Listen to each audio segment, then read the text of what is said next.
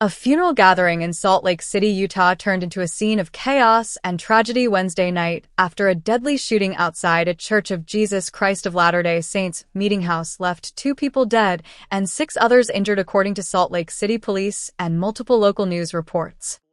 The shooting occurred just after 7:30 p.m. on January 7, 2026 outside an LDS church located at 660 North Redwood Road in the city's Rose Park neighborhood.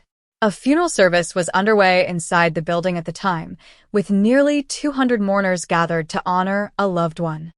Authorities say gunfire erupted in the rear parking lot of the church while the funeral service was still in progress. Witnesses reported hearing multiple gunshots, followed by people screaming and running for safety. Several victims were struck outside the building while those inside were initially unaware of the unfolding violence. Emergency calls flooded 911 within moments. First responders arrived to find multiple people suffering from gunshot wounds, some critically injured. The scene quickly escalated into a massive emergency response, with police vehicles, ambulances, fire crews, and helicopters converging on the area. Police confirmed 2 adult men were killed and 6 others were wounded. At least 3 of those victims were listed in critical condition. Some victims were transported to hospitals by ambulance while others were taken by private vehicles, which initially complicated efforts to determine the total number of those injured. The 2 men killed were later identified as Sione Vituvii, 38, and Via Tulikahifo, 46. All victims were adults, and authorities said many of those attending the funeral belonged to a tight-knit Pacific Islander community, primarily Tongan congregants who regularly worship at the church.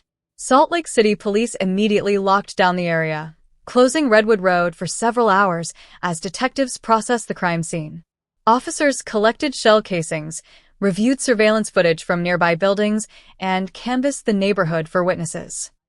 Police confirmed no suspects were immediately taken into custody, and investigators were working to determine whether one or more shooters were involved. Several individuals were detained for questioning, but no arrests were announced that night. Salt Lake City Police Chief Brian Redd emphasized that the shooting was not believed to be random and not motivated by religion. There is no indication that this was an attack against the church or the faith itself, Redd said.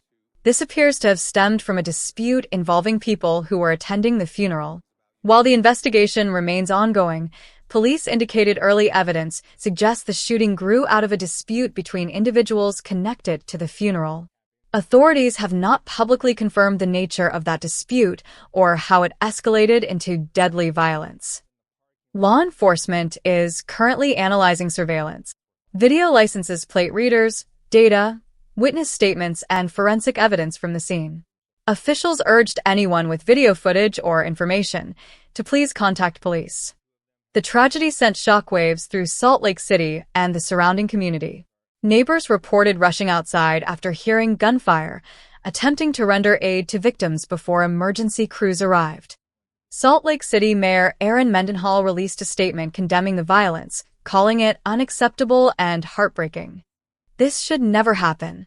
Not outside a place of worship, and not during a funeral, the mayor said. Our hearts are with the families and community affected by this senseless act. Leaders within the LDS Church expressed condolences and said they are fully cooperating with law enforcement. The church also offered counseling resources and support to grieving families. It was a solemn gathering that unexpectedly became the focus of a major police investigation. The meeting house, typically a place of peace and community, became the backdrop for one of the city's deadliest shootings in recent years. Yellow police tape surrounded the building as investigators worked late into the night under floodlights.